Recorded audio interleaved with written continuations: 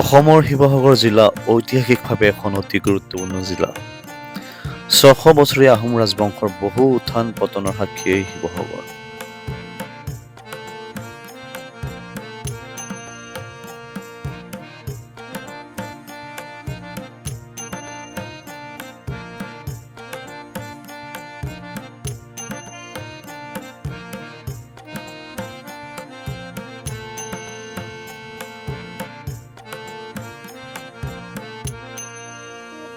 নিশ্চয় আপোনালোকে গম পাইছে যে মই এতিয়া উপস্থিত আছোঁ ঐতিহাসিক ঐতিহ্যমণ্ডিত শিৱসাগৰৰ শিৱদৌলত।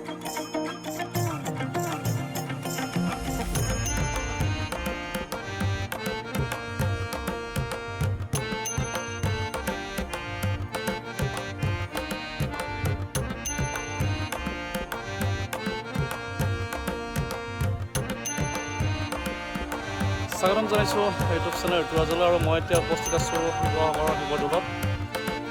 স্বৰ্গদেউ শিৱসিংহই অম্বিকা কুঁৱৰীৰ নিৰ্দেশক্ৰমে ১৭৩৪ খ্ৰীষ্টাব্দত সোণৰ কলচীৰে সৈতে শিৱদৌল নিৰ্মাণ কৰিছিলে।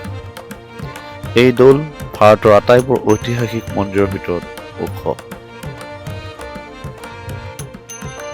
অসমীয়াৰ আৱেগ অনুভূতি বিজড়িত এই ঐতিহাসিক শিৱদৌলত তাহানিৰে পৰা পূজা অৰ্চনা কৰি অহা হৈছে।